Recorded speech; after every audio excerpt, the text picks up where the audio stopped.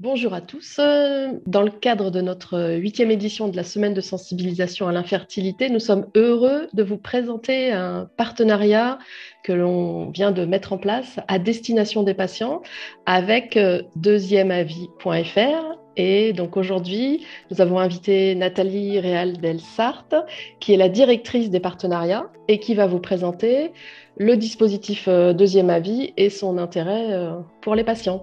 Je vous laisse vous présenter, Nathalie. Bonjour à tous, merci Virginie de m'accueillir aujourd'hui. Donc moi je suis Nathalie Réal-Delsart, je suis directrice des partenariats chez Deuxième Avis et mon job consiste à monter des partenariats notamment avec des associations de patients pour pouvoir prendre en charge les patients qui en ont besoin. Alors, l'idée de Deuxième Avis, elle vient d'où, cette idée-là? Alors, l'idée de Deuxième Avis, elle vient, comme souvent, d'une histoire personnelle qui ont fait un projet entrepreneurial.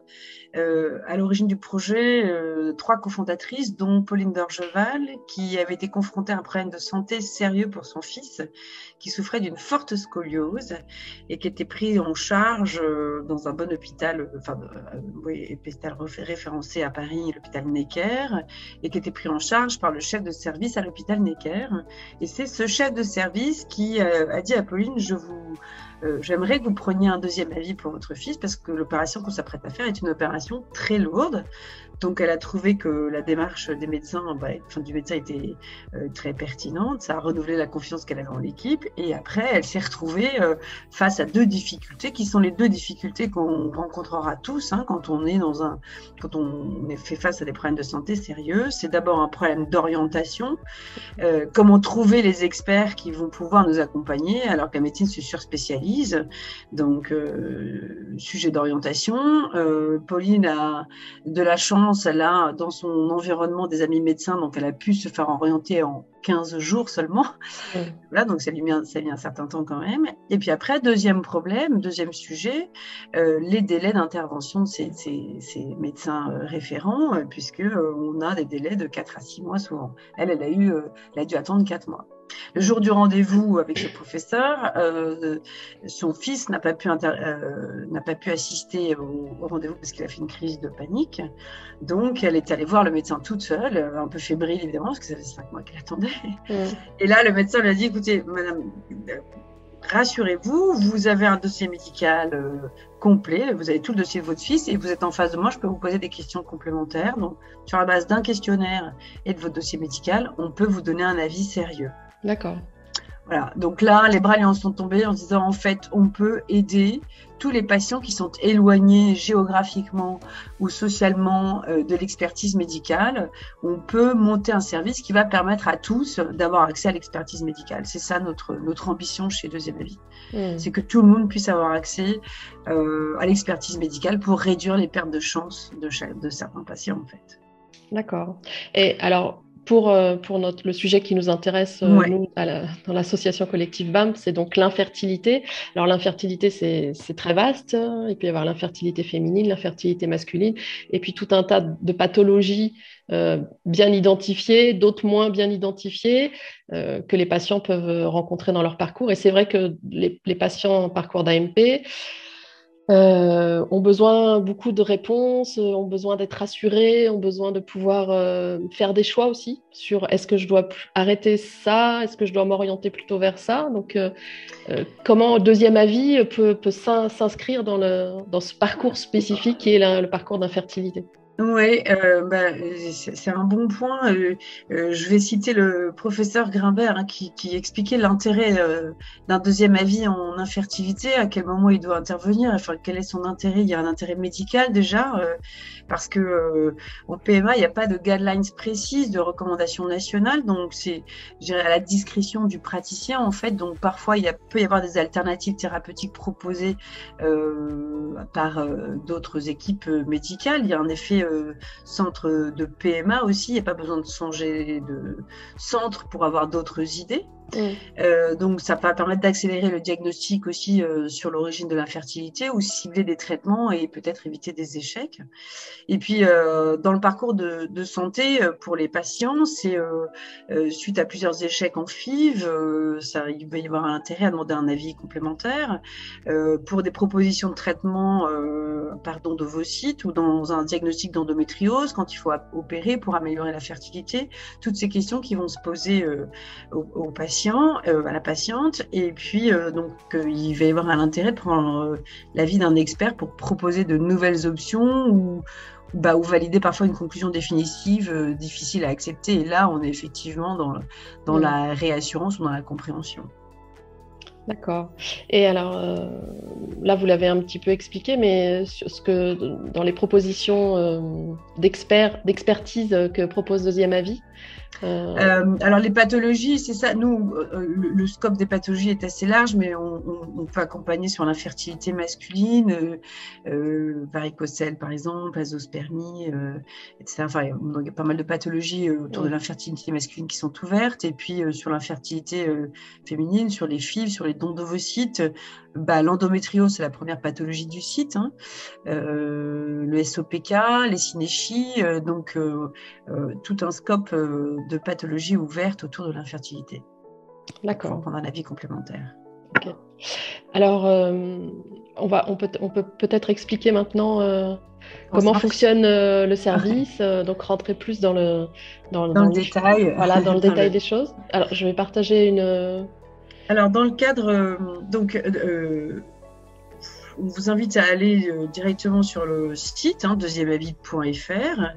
Une fois que vous rentrez sur le site, vous allez vous créer un compte patient bien identifié. On va vous demander comment vous avez connu Deuxième Avis, bien spécifié que vous l'avez connu par Collectif BAMP, par une association de patients et par Collectif BAMP.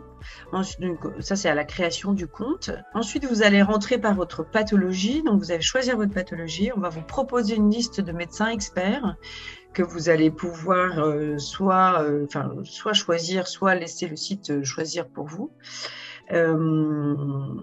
Vous allez ensuite remplir votre dossier médical qui est fait d'un questionnaire et d'examens médicaux, une partie obligatoire, une partie facultative.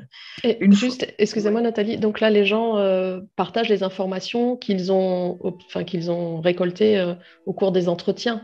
Est-ce qu'il y a, des entretiens, des rendez-vous médicaux, mais il n'y a pas de transmission de compte rendu d'examen ou de choses comme ça? Si, alors en fait, tout dépendra. J'ai en tête pour l'endométriose, par exemple, souvent, l'idéal, c'est l'IRM pelvien.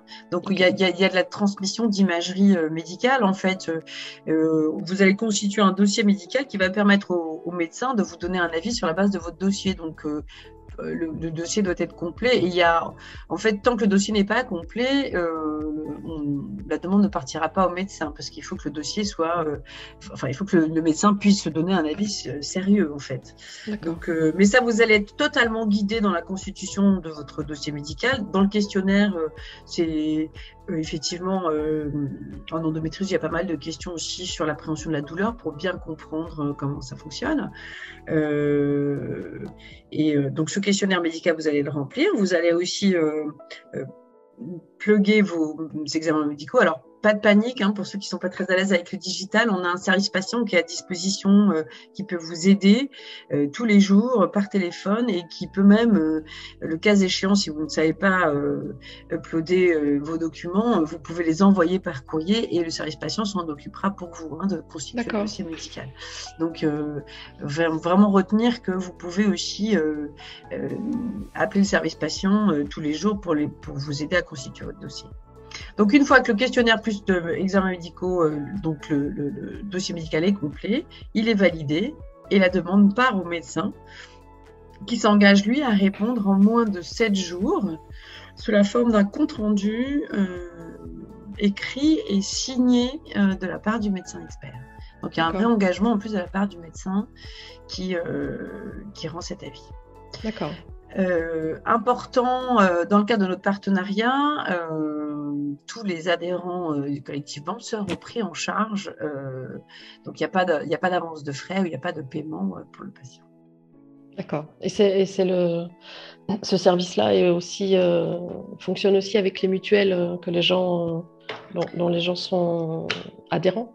Oui, exactement. Le principe, normalement, et c'est tout l'intérêt de ce partenariat, hein, mais normalement, ne peuvent avoir accès au service que les patients dont les mutuelles sont partenaires. D'accord. Et dans le cadre de notre partenariat, nous prenons en charge aussi les patients dont les mutuelles ne sont pas partenaires.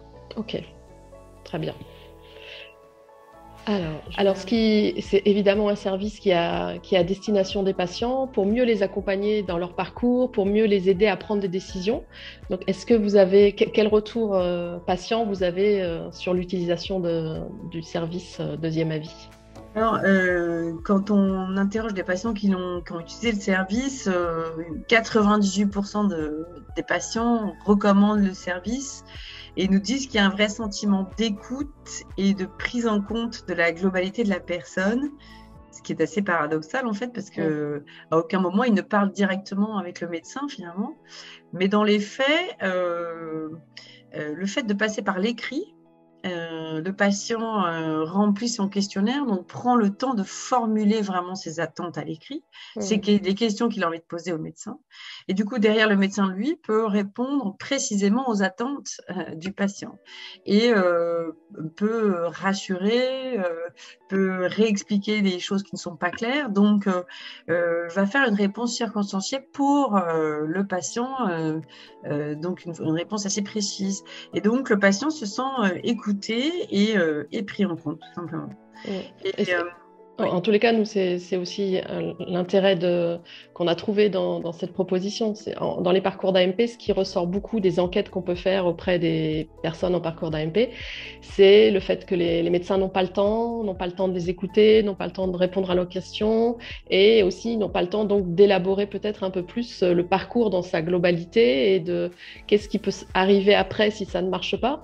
Et c'est pour ça qu'on s'est engagé avec vous parce qu'on trouvait que ça peut apporter un plus spécifiquement sur cet aspect des parcours d'AMP où les gens énoncent vraiment une difficulté à être en communication par manque de temps avec les professionnels. Donc là, pour nous, il y a un vrai intérêt. Il y aura des réponses aux questions posées, des réponses, alors des questions plutôt médicales, hein, mais en tout cas, il y aura ce que nous disent les patients qui ont eu des avis divergents. Hein. Par exemple, on a fait une enquête sur nos patients 1 an après, et 88% des patients qui ont eu un avis divergent ont suivi l'avis de l'expert de deuxième avis.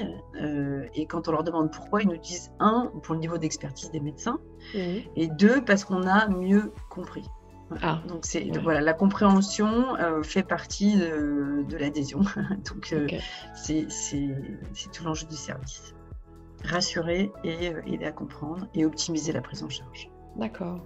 Alors donc pour bien réexpliquer, les patients concernés, qu'ils soient des hommes ou des femmes, qui souhaitent avoir un deuxième avis sur leurs problématiques, se connectent sur le site.